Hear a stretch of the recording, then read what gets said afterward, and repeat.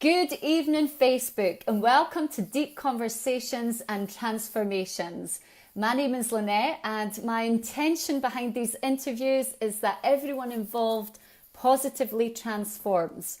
So that's you, the listener, my guest, and myself. And tonight, I have the pleasure of interviewing Connie Mclaughlin. Yes, she's here. I think I can add her. And Connie is a Scottish football presenter and reporter. Let me see if I can add her. Oh yeah, I can. Let's see if this works. Connie's also Scotland's leading behavioural coach. Yay! Oh wait, there's sound. Is the sound okay? It sounds okay my end. Is it okay your end? Yeah, I think that can be. Yes, we're doing it. Hallelujah! How are you? Well, can I tell you something, right? So, obviously we're in Mercury retrograde right now, and if you're not really into that kind of stuff, it means a lot of technical things don't work too well. I was at Tynecastle today, covering Hearts Rangers for 5 Live, and I was having a mini meltdown, having to use every single tool I had in my toolkit to make myself calm and in the moment. Because we're having some major technical problems. So there just now I was thinking, oh my God, is this going to be the same? But then the universe intervened and we're all good. So we're good to go. Good. So I was just beginning to introduce you, but why don't you introduce yourself? Because you know more about you than I do.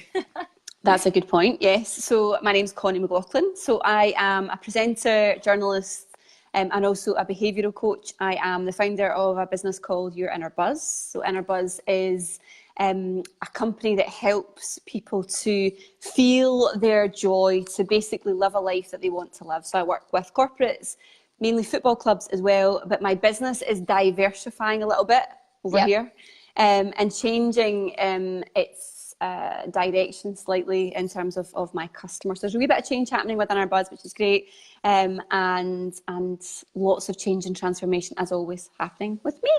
So how long have you been doing it? I mean, the presenter side of stuff, did that come first? Did the football come first? Yeah, so since I can remember a little girl, you know when people are like in their houses and they're playing with dolls and stuff? Yeah. I was pretending I was presenting programmes. Amazing. I remember like sitting, my nana had this, she had this like outside like staircase like that led to her house. She lived in a flat. And there was a landing and she had like plant pots on it. Yeah. And she said, oh, go out and play and whatever. And my brothers were older. I've got 3 older brothers. And so they were away doing their thing and I was sort of out playing myself. And I remember going out and pretending I was presenting the Beech Grove Garden. Oh my God. I must have been about 5. And I'm like, so welcome along, here's the plants. And I was getting right into it. So someone watching must have been like, oh, that wee girl's like, she's obviously not right in the head or she's having a weird time. But I remember pretending the camera was coming right over. I mean, I was quite ahead of my time in terms of production of the Beech Grove Garden at this point. But yeah, so I always wanted to be a presenter and football at that point. Yeah, how did you get from plants to football? Well, so football was always like, I absolutely loved it from a very, very young age as well. I was a big football fan. I used to get up at like 10 o'clock on a Saturday morning and I loved Italian football. So I would get up, watch Gazzetta Football Italia with James Richardson, who was like my hero at the time as a presenter. And then get up and get organised and tape it. So some like friends would be staying with me and they'd be like, oh man, there she goes again. Like she's not getting up to watch like SMTV or whatever else was on at the time. It was like, she's getting up to record this thing on Football Italia. So it was like a big Juventus fan.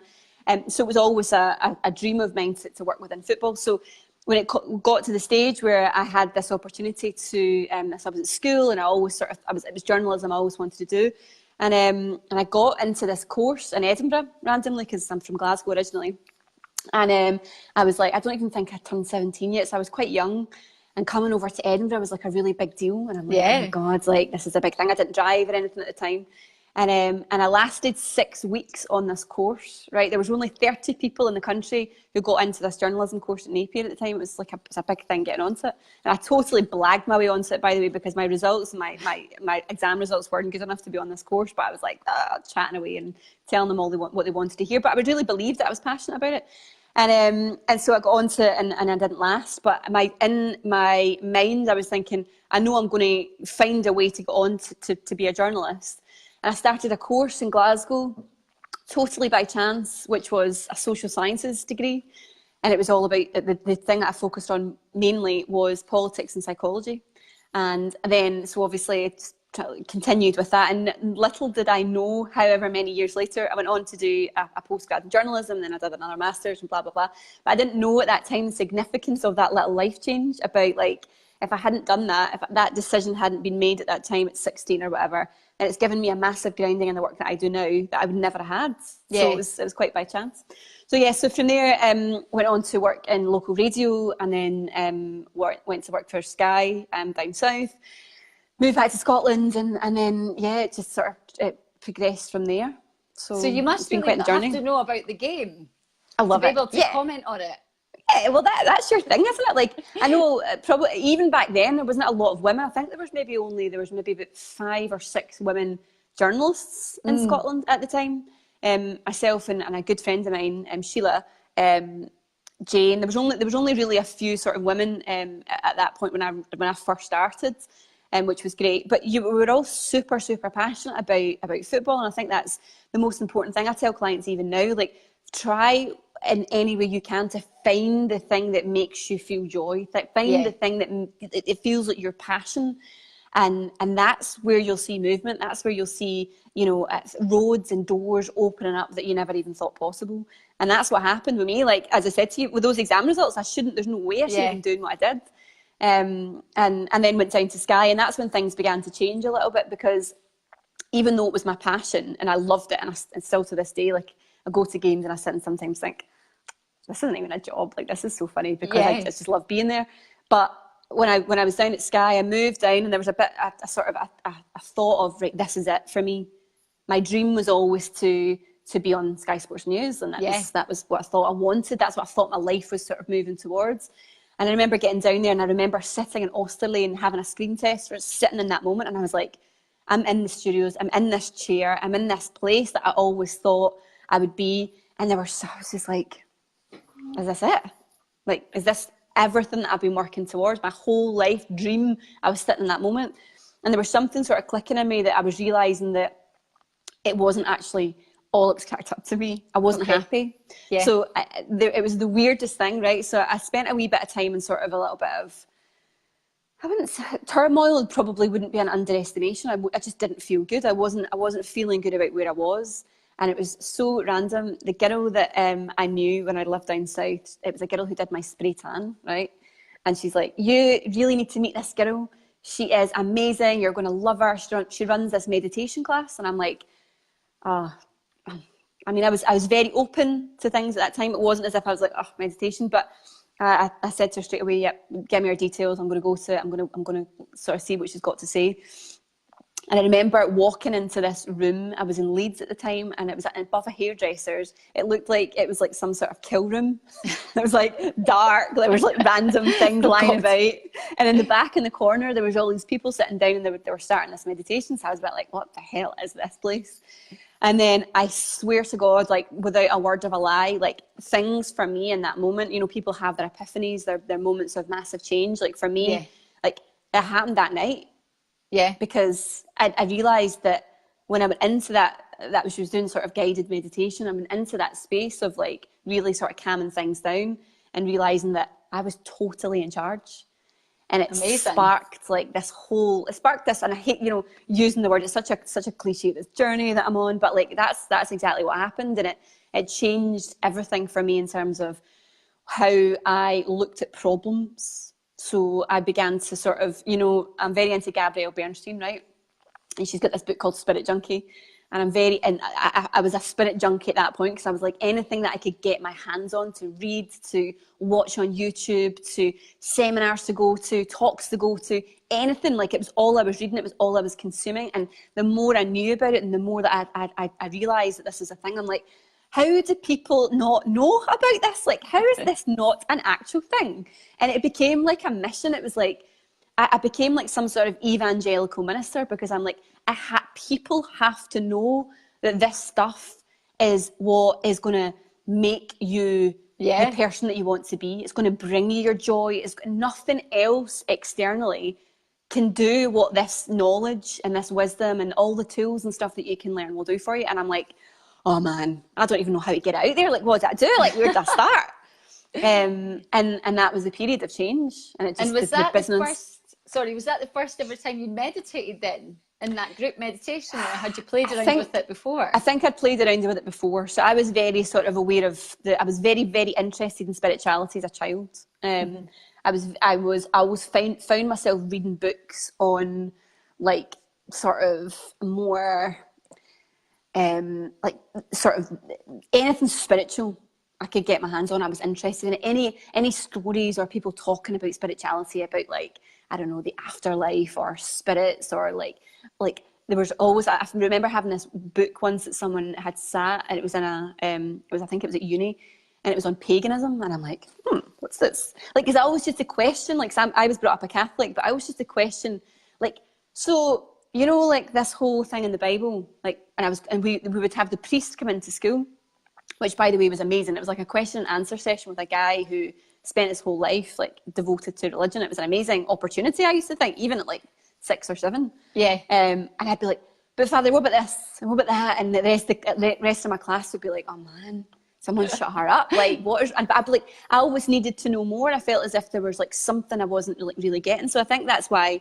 like any books on any other form of existentialism or spirituality were just, I couldn't get enough of it. But for some reason, I hadn't made meditation a practice. I hadn't really seen the link between me and what was happening externally to me internally, and how I could control that. And that was the biggest change, I think, that night. And I think that curiosity that you say you had as a child has definitely helped you to get to the success that you're achieving now. Because curiosity and asking questions is definitely key. Oh my God, massively, because you need to know more. I think it's always about testing the boundaries. And for me, it was about like, I understand that, but what does that mean in this context? Or what about this bit? And I think that's maybe why journalism was always a good sort of like space for me to be in, because I was interested in, I'm always interested in people as well, and people's experiences. Like, I love to hear about what people have gone through, and I suppose that helps when you're coaching, because I genuinely am interested, but I also genuinely care about people. And I think that compassion sometimes like could have been seen before as a weakness, whereas now I think for me it's one of my greatest strengths is having that and seeing the goodness and the that connection to other people. It's really, really important for me. Yeah, amazing. So with your like work that you do, like, do you ever get scared, or did you ever get scared at the start? Like somebody asked,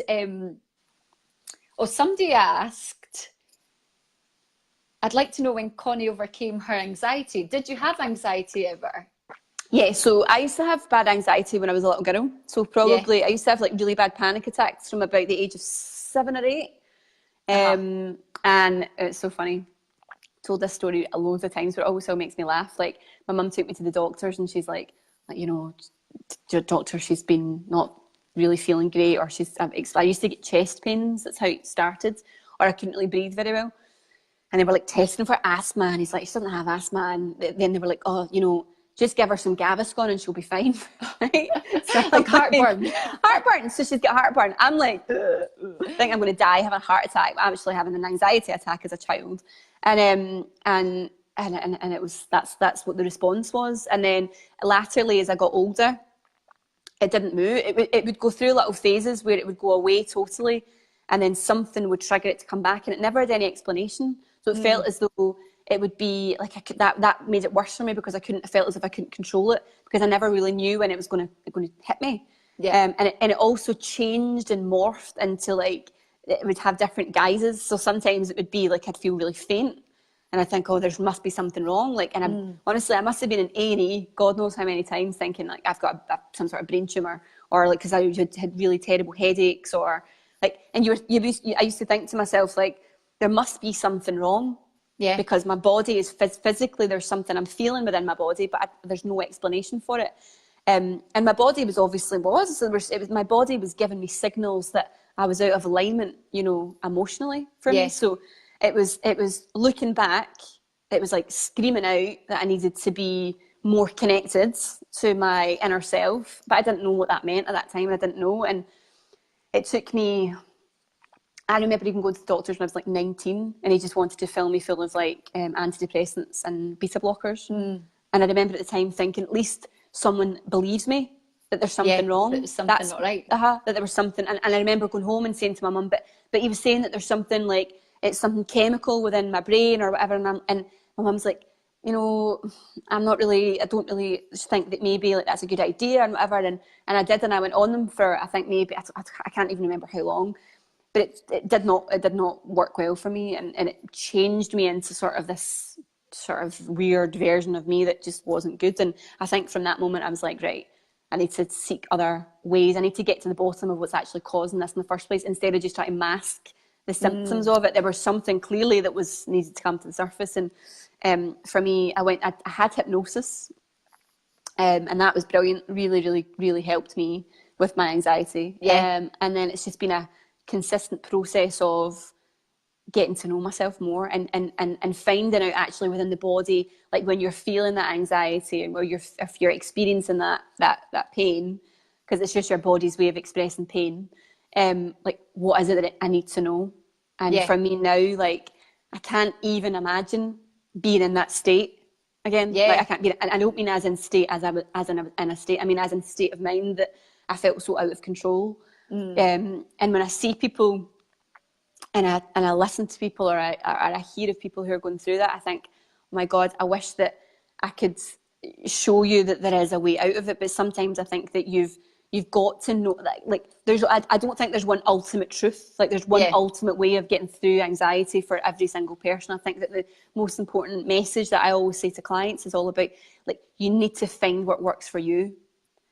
And the easiest way to do that, to access that information, meditation, connecting into yourself, journaling, getting to know yourself, self-exploration, self-coaching, finding out more about like what your body needs. And then you'll be drawn to stuff. Like you'll know this yourself, like automatically, randomly, someone will give you a book, or a book will fall off the shelf, or like, I mean, I remember... Or Facebook will give you an advert, and it's like... Or Facebook... Yeah, or Facebook will give you the answer that you need to be like, oh my God.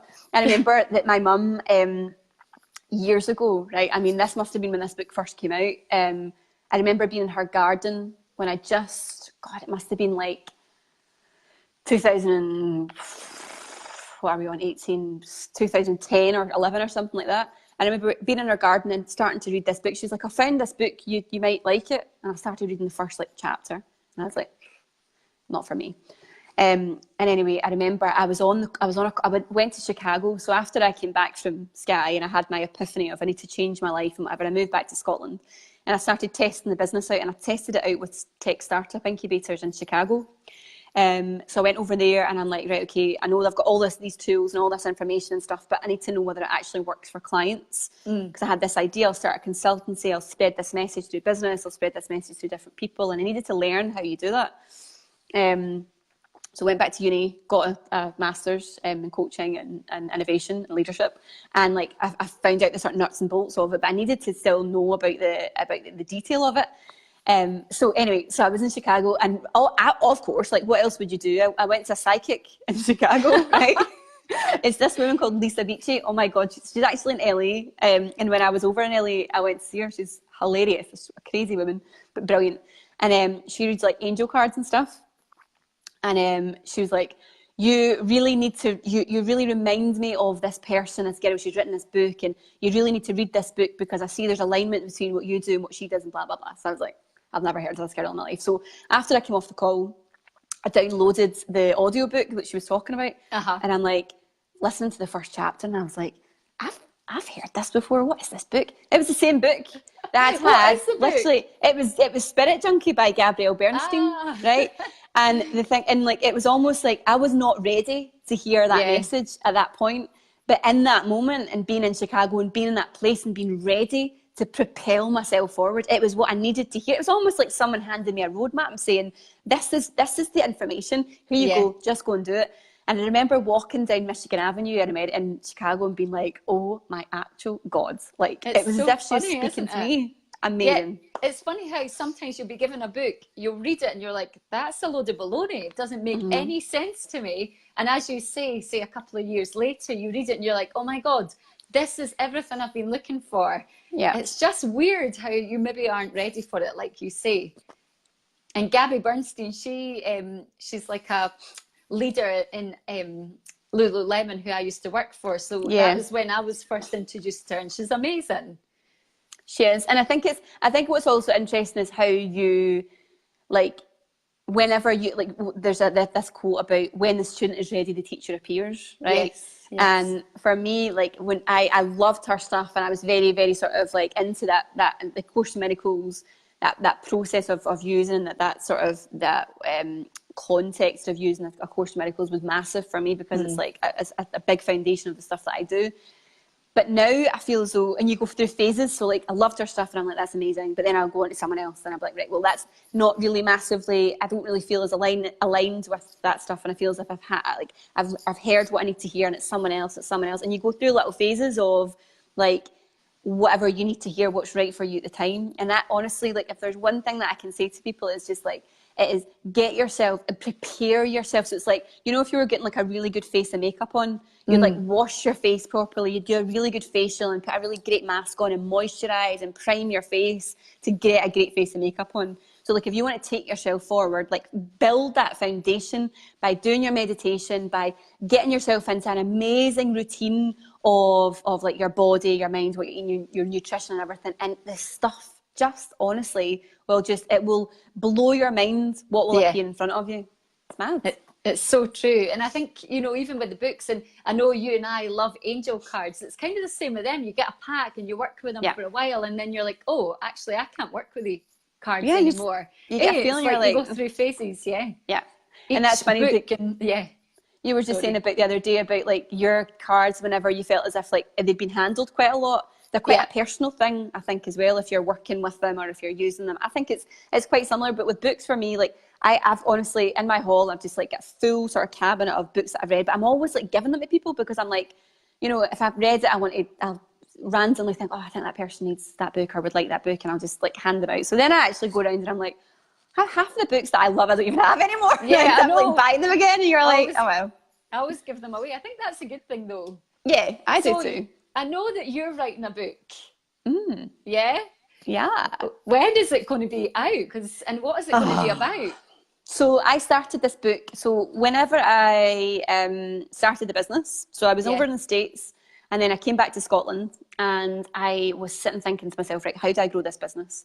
And I was looking through my phone, and in my phone, I'm like, right, okay, it was like football, player, manager, chief exec, like agent, whatever. It was like journalist or whatever. And I'm like, and people are saying like, why don't you do this in football? And I'm like, nah, I can't. Like, my ego was like, no, because what if it fails, and this is who you are and it won't be accepted? And I'm like, And then it just, something clicked. I'm like, right, okay, wait a minute here. Why would I not try this? Like, why would I not get to a point where I think, right, I know this works.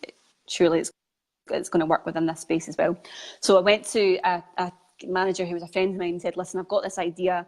I don't know if it's going to work, but I know the content works, but in this sort of, in the team environment, it might work, but it might be a risk. So he's like, well, do you know what?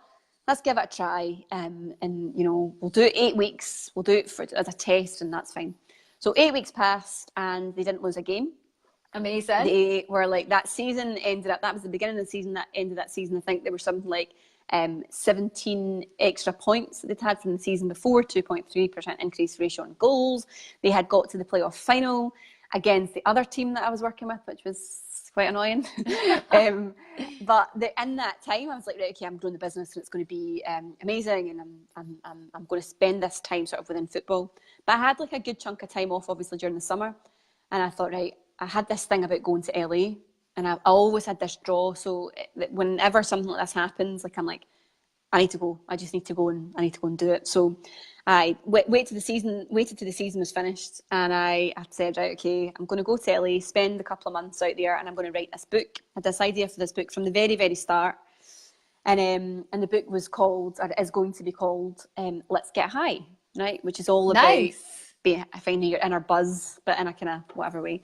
So I went over to LA, and I'm like, I'm going to just spend this time, I'm going to write this book. And the great thing was the season had finished, so I could go out there, and I didn't need to work or anything.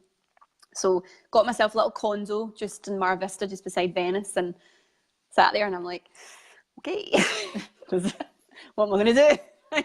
So I'm like, started doing a little bit of writing, but then it just went out the window, and I'm like, right, okay, I wrote a bit, but then I just decided to just be in LA and just experience the thing that I with a place that I wanted to go to. So I was like, I immersed myself in the culture that is like just all about well-being. It's all about sort of being outside, and it was absolutely amazing. It was a great period of time. But the interesting thing was, so everyone's like, so when I came back, so how's the book coming along? And I'm like, yeah, fine.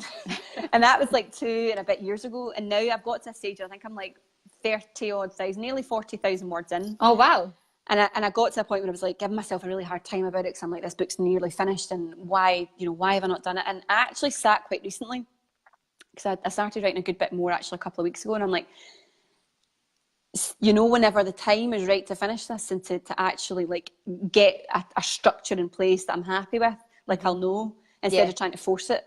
So another thing I'll speak to clients about as well is like, like when you have a feeling about something, like just go with it, whether it feels like you're giving yourself a goal and you're not actually finishing that goal, like me with the book. It's like, well, I know it's going to be better quality.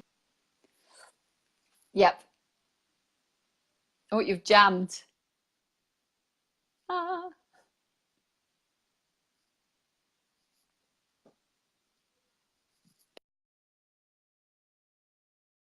That jammed for everyone else.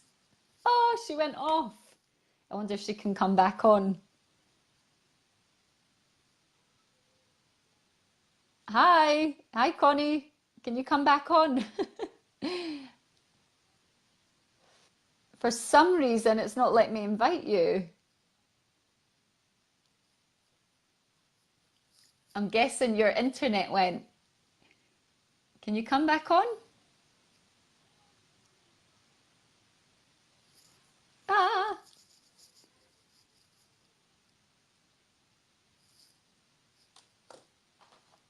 Okay, we might have to start again. That's odd.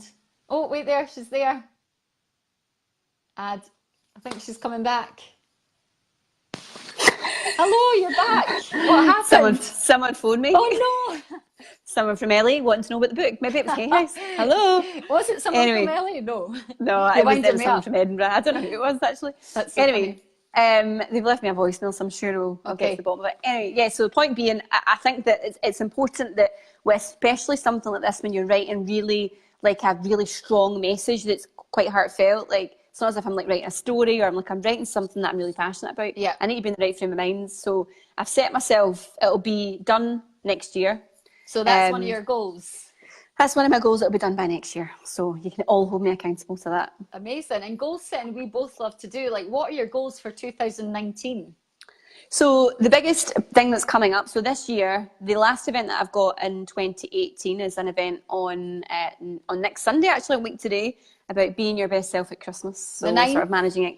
The 9th, yes. Yes. Managing expectation leading up to Christmas, when people are thinking like, oh my God, I need this to be like the best Christmas it can ever be. Like, I need to be so there for my kids, and my kids have to have this amazing time, or I've got to be full of Christmas joy, when sometimes, we're just not feeling it. Yeah. Or sometimes you think like you've had like something shit that's happened and you're just not maybe in the Christmas spirit, because I've kind of experienced like both sides. So I absolutely love Christmas. Kyle actually said to me, my boyfriend said to me earlier on, he's like, honestly, I'm not, are we going to have to do this like until Christmas Day? Because I'd like the Christmas songs on again. It's like, we've already had a week of this, like, are we going to keep doing this? And I'm like, yeah, we are. So like, I love it. But I've also experienced times where it can be really, really difficult if you're not in a good place in your life. And so that event is all about trying to help people to manage their expectation about and trying to get themselves as present, pardon the pun, as possible for leading up to Christmas. So that's going to be great.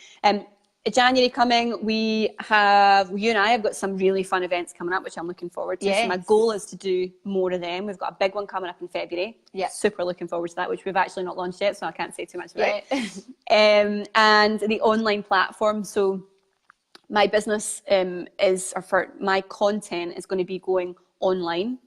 So it's going to be called The Hive, and it's coming to or getting all the information, all that content that I was talking about that I learned way back when, used with all my the guys in Chicago, use with all the football players, use with the people that I work with, is going to be more, it's going to be accessible through a monthly subscription. So you'll get all this content, you'll get sort of exercises that I'll use with clients, you'll get a monthly mantra, you'll get a monthly meditation, and also an extended video and content stuff as well. So it's going to be amazing. So that launches in January, so I'm really looking forward to that. Amazing. January it launches. January it That's launches. soon. I know. Woo, it's only a few weeks. So that's going to be great. And then everything is focused towards this TV program. Yes. Which is the goal. TV program. Tell goal. us about that vision that you have. It's really so exciting. This is my big goal. What was it? Big hairy one that you call it? Big hairy audacious goal, which comes from Lululemon again. Like they used to say to us, what's your big hairy audacious goal? Your BHAG. So this is my BHAG. What's this is your the BHAG? thing that I absolutely like. It's marrying two of my passions together. So I do the Friday Club at the moment. Yep. So it's like my little Friday vlog. So we'll have a conversation about different things. So sometimes there's people, sometimes it's just me. But I want to create a channel for people to access this information in the most normal way possible. So I love podcasts, right? I'm really into podcasts. I love that Russell Brand's one, by the way. Like I sent you yesterday, the one with Tony Robbins. Amazing. Yes. Great. Really good. If you've not watched that or listened to any Russell Brand stuff, you really should. He's great. So getting the content out there is really important to me, but doing it in a way that I really enjoy, which is TV or radio. So got this idea that I'll do a program, and it will be sort of like a Loose Women style scenario where we've got a panel of people and we discuss the sort of big topics, whether it be with the self, with spirituality, with sort of how we raise our consciousness, how we get to a place where we are like really changing people's behaviour. Yes. And it's going to be, woo, I like a little boom card. I am so excited about it. So at the moment, like it's very much here, the little egg and the little sort of like the idea, and I just that's going to be nurtured a little bit to see how I actually put that as a treatment together as a program, and then sell the concept and see who wants to pick up. So I have no qualms that if I put the energy into it and it's right for me and the higher good of everyone, then it'll happen. So, well, it takes me on to a question that comes from Instagram. When you have a big scary goal and you're not sure where to begin, what's your advice? Oh, nice one. Okay, so my ultimate, would we say heroine? She's my heroine. No, I just really love her stuff. I think she's an amazing, she has achieved amazing things in her life despite the adversity that she had at the start of her life. So Oprah, right? So I love Oprah. Her. You know, you do too, right? So she always talks about like when you have a massive challenge in front of you, so it can be a challenge or a goal, just depending which way you look at it, right? It's like, what is the smallest next step?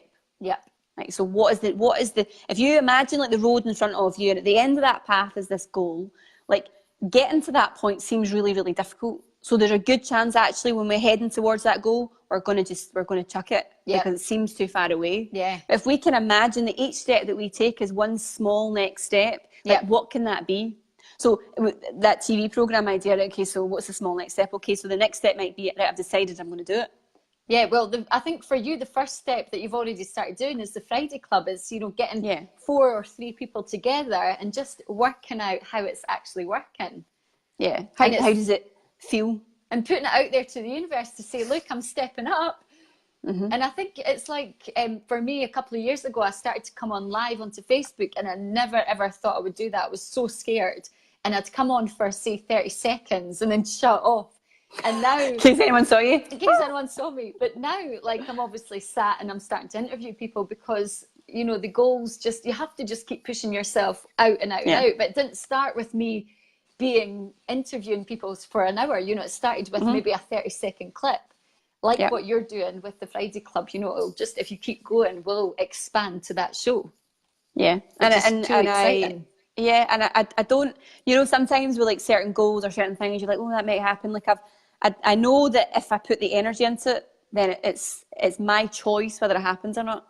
Yeah, and that's so exciting. It's if you desire it enough. Yeah. Do you desire it, Connie? Is it a I burning do. desire? Oh yeah, it's going to be great. It's going to be such a laugh. Like, I'm going to So love it. exciting. I can't wait. I'm Yeah. coming on.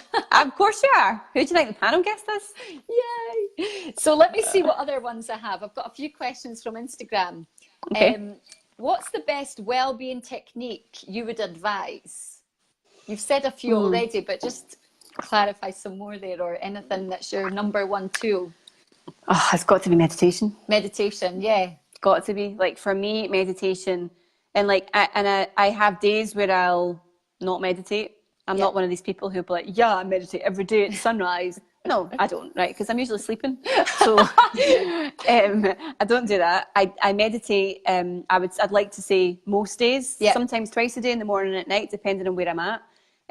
But I know that whenever I do it, and I connect into that space, some people call it like connecting into the power, connecting into you, connecting into whatever it is. Like, it is the single most important thing that I do in a day. And it's almost like recharging a battery on your phone and just plugging yourself in and just recharging again. Like, it's, you know, sometimes Kyle will say to me, well, do you think you maybe need to meditate? And I'm like that. Okay. Yeah, I do.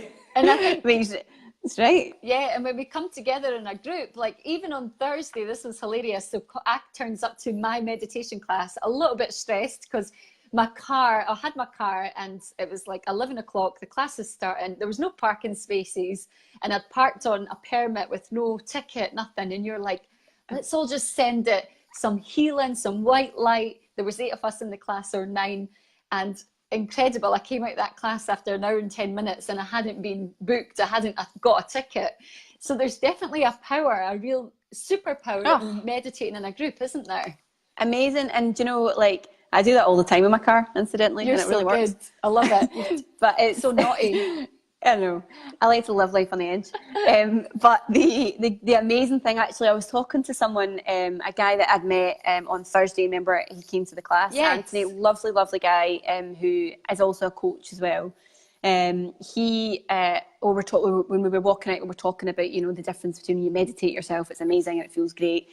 But the power of when you do it as a collective group is like something different. So like, coming to the class on a Thursday, like, you could do that sitting in the house and you could meditate and whatever, but like the benefit that I think that I feel and the benefit that everyone feels, and that's why they keep coming back, is that it amplifies the energy. It's just like so amazing. And like, that's the biggest thing that I think I would always advise everyone to do, is trying to get into meditation. Yeah, and try a group meditation as well, because I just think wherever you live, like, it's a really, get your friends together and meditate. Try it, eh? A girl, a friend of mine who I went to school with, Elaine. Hi, Elaine. She just says, loving this wee interview, but Robbie's just joined to take that on stage in the X Factor. I'm trying to watch both. No, I'm going to watch it on catch up. Don't tell me what happens. Oh my God, I used to love Robbie Williams so much when he was in Take That. I was Mark. Oh, I'll give you Mark. Robbie, although now I'm like, not so much. I think Jason now. Well, maybe. Oh, Gary's. Anyway, we digress. Let me see what else I've got. So, how do you keep things in perspective when you feel overwhelmed? Do you still get overwhelmed? Yes. Oh my God, yes. Like, I was listening to that interview actually with Tony Robbins with Russell Brand, and he was saying, like, you know, Russell Brand's hilarious, right? He's like, so Tony, he's like, you obviously like live your life like basically like Jesus. You walk about and you're not like sad, or you're not like whatever. And Tony Robbins is like, no, are you crazy? Like, I've done this for 41 years, but it doesn't mean to say that like I don't have the trials, the tribulations and things that happen to other people. It's just how I manage it. And I think that now that you 100%, you'll still have things that make you sad. You'll still have situations that make you angry. You'll still have like times where you feel overwhelmed and you feel scared. But now I think for me, the benefit of having this experience is that I'll go through that fear, or I'll go through that period of whatever the emotion is, and I know the process. So I'll get scared, or I'll do whatever I need to do. I'll lean into it, and I'll do my best to feel it. Yep. And ask myself what it's teaching me and what I need to know from this. Because honestly, even though I'll get to stages where I'll be like, I don't want this to happen, or something's going on, and I don't enjoy it, and no one enjoys like suffering, and that can mean lots of different things. But I also am at a point where I'm like, I trust myself and I trust the things that are around us, a higher power enough to know that like this is for my highest good, and I need to know like, or I try to remember that this will pass. Yeah. The phrase about this too shall pass. So knowing that when you feel overwhelmed, that you can have your wee toolkit of things that you use. So like for me, it's like, I need to just admit that I feel a certain way. So if I feel sad or I feel overwhelmed, it's like, right, okay, right, I feel overwhelmed here. Yeah, And label it. here's the reason why. Saying it, just like calling it out. There's an amazing, I love Kyle Gray as well, the angel cards reader, if you don't know any of his stuff.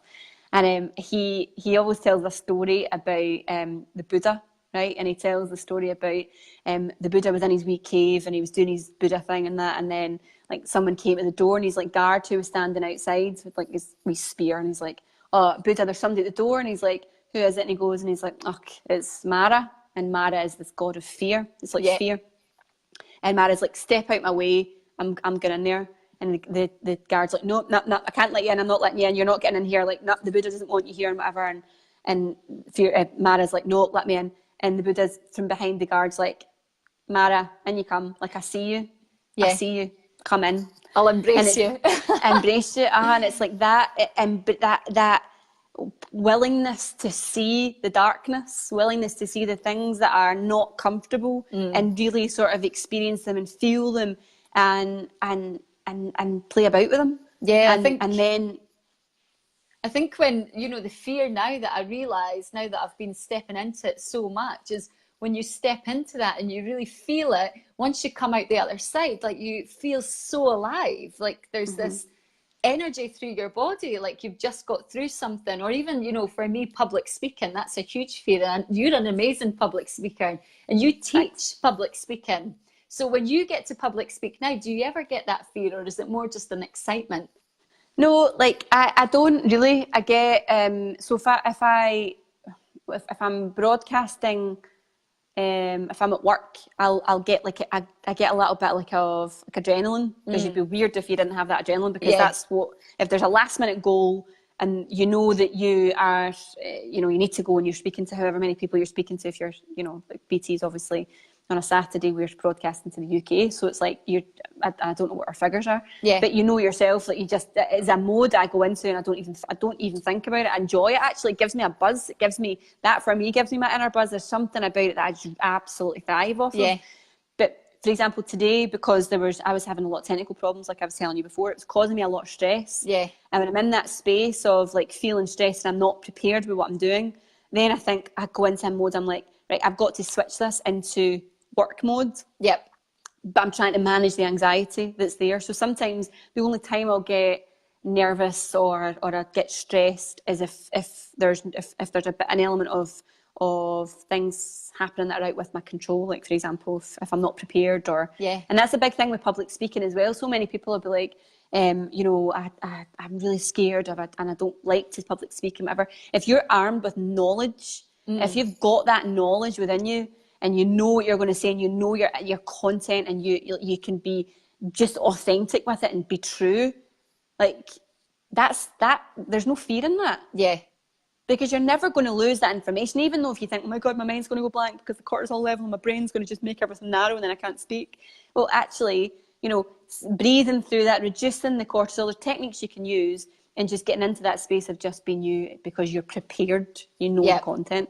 That's the biggest thing, I think, for me. And by the way, let me not kid you, sit here and kid you on that I do like days of preparation beforehand. Like I'm very much like, I'll do it. I like to do it like the hour before, like I start, and do it that way, because it means I retain the information before the program starts. If I did it the night before, I'd just forget, and I'd be like, it's the way that I used to do preparation for exams. The night before, cram it regurgitate.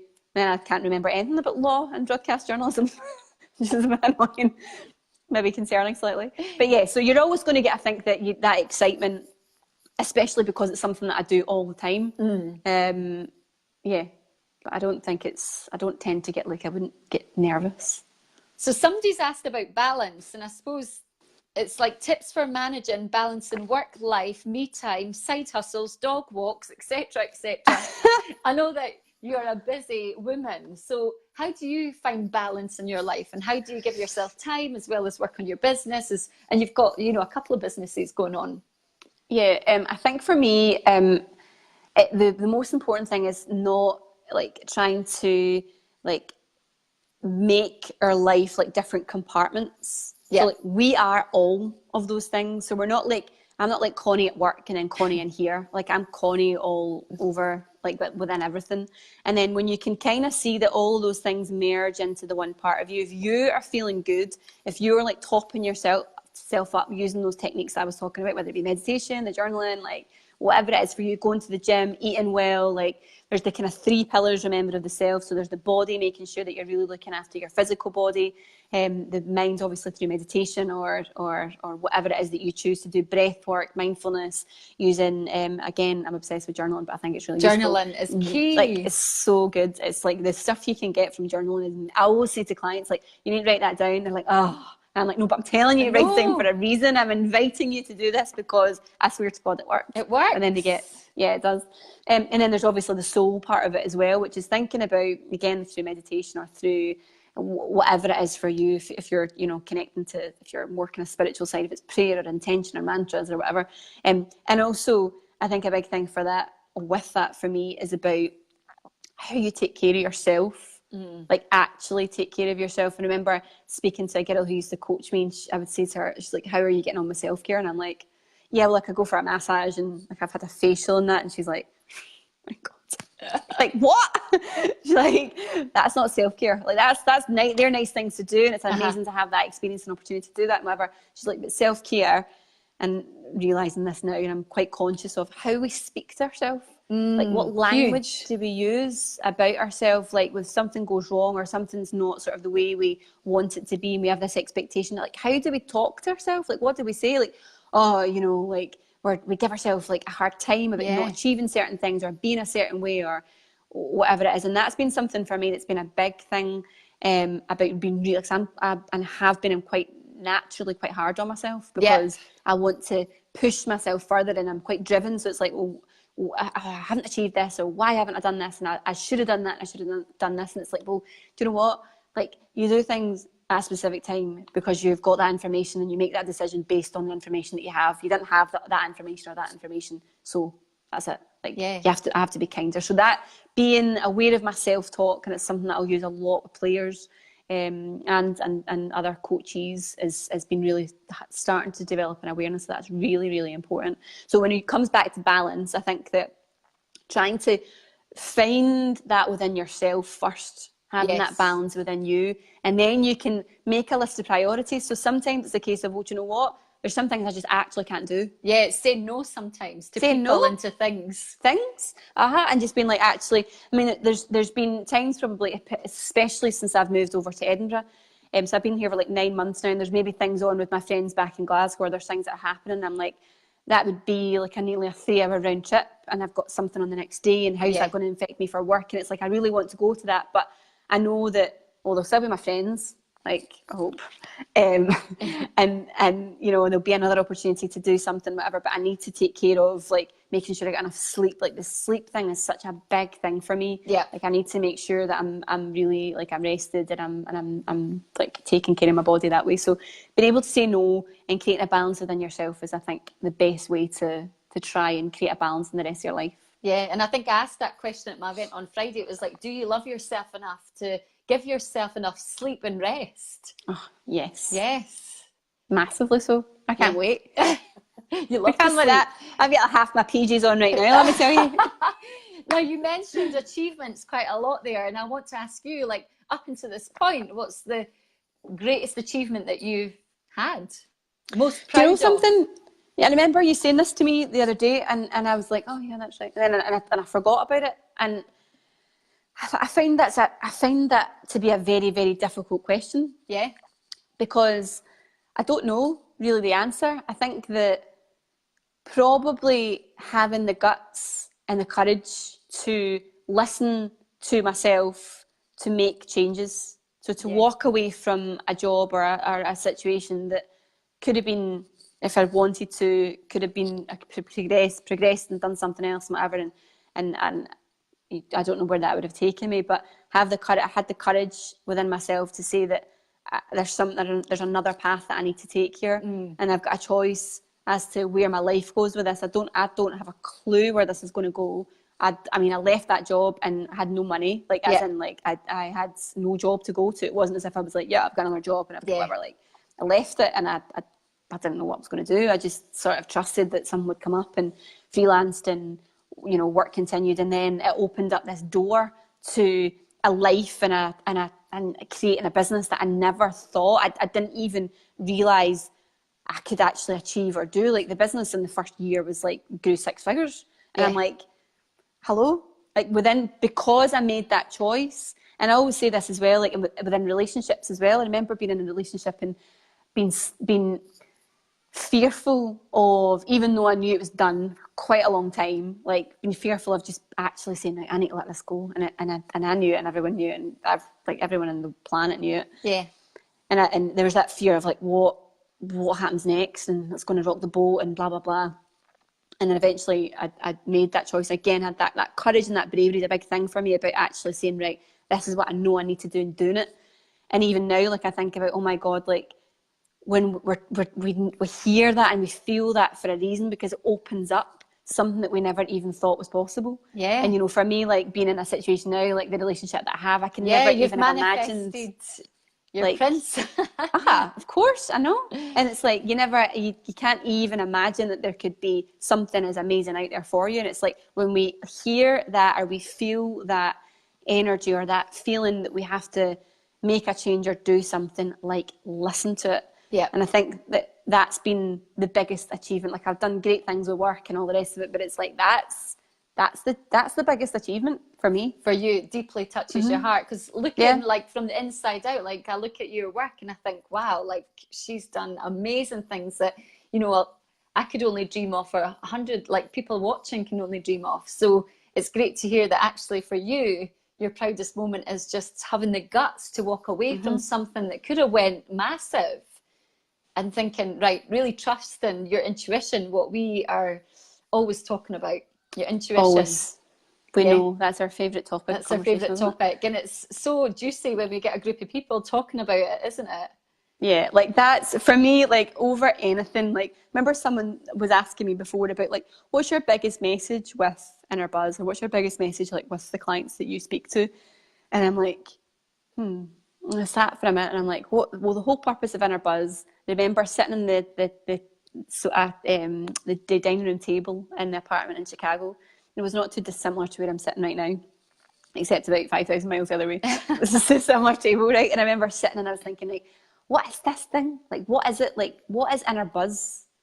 And I'm like, no, I was like, what is this thing? And I was like, it feels like to me, like inside, I feel like I'm buzzing. That's what it felt like. Yes. And that's where and I was like, Inner Buzz is my Inner Buzz. That's where Inner Buzz came from. It's the feeling that it gave me. And I'm like, I want to share with people and teach people how to get that thing, that feeling of it. That Inner Buzz is actually just joy. It's just connection. It's just that opening yourself up to that flow of wisdom and all the great things that are around us. But like, and I think the more that I do this work, I realise that connection, that wisdom, that thing that we talk about in Inner Buzz is categorically the most important thing, because it tells us what we need. Yeah. It's like a big map. Like we're like, oh, I don't know what to do. I'm not really sure about this. And you're like, well, you're like, listen, what's your physical body saying? Yeah. Like, remember, I absolutely, and I say this all the time, but I remember being in Kate's class, Kate Cohen, and she was explaining this exercise where you can actually tap into different parts of the body by just having your hand on them, taking a couple of breaths and just going into that space and just asking it what it needs. And through meditation, that can become really stronger, because if you do it and you're like, oh, I don't hear anything, I can't do anything or whatever, like even if it's just a word, even if it's just a feeling or a colour or whatever it is, just go with it, keep it going. If you've got pain anywhere in your body, if you've got something that's maybe just it's not kind of feeling right, like ask it what it needs. Or if it's a problem or a challenge, like go into meditation or take a couple of minutes, like what do I need? Write it down. Answers will flow to you through your intuition. And like for me, like connecting into that, like what an achievement that is, because I feel as if it's kind of what we're here to do. Exactly. I love it. You put it so beautifully. So the Connie now what would she say to her younger self? What advice would you give your younger self to kind of Chill finish her out. Chill Like, out. like that. My biggest challenge I've got is patience. Like, Okay. I'm getting better at it, I think now. I So, still don't have a lot. yeah, so the advice you're giving your younger self, could you use that to yourself now? Oh, 100%, like chill out. Like, it will always work out the way it's meant to. And I think that you could save yourself a lot of anxiety, a lot of stress, a lot of worry if you just trust the process of what's happening and know that it's always for your highest good. Thank you. Is there anything else you want to share with our audience before we wrap this wee interview up? I would love you to include any links of anything that you've mentioned. So your event that you're doing next Sunday, if you can put that in the comments, because I'll repost this video. The Yes. Gabby Bernstein book that you mentioned, maybe even the podcast with Tony Robbins and Russell My favourite Brand. Russell. Yeah. I feel as if I'm like, I should be like PR for Russell Brand. I feel as if I've been talking about him for like the last 3 weeks. Like, get him on oh the my show. God, Russell Brand. Get him on your show. I've already messaged him. He's read the message and not got back to me. But I know it'll be, again, it's about timing. It's all about perfect timing. Russell will be on at one time. I don't think I could get a word in edgeways with Russell Brand though.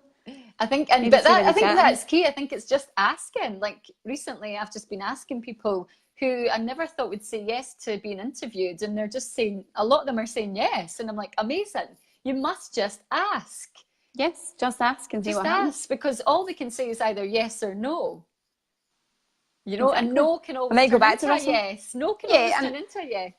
I think that's the big thing as well, is about like having that fear, isn't it, to like push yourself forward. Sometimes like people say that we're more actually scared of success than we are failure. Like what actually happens, what will happen if I do actually succeed? Like where does that sit?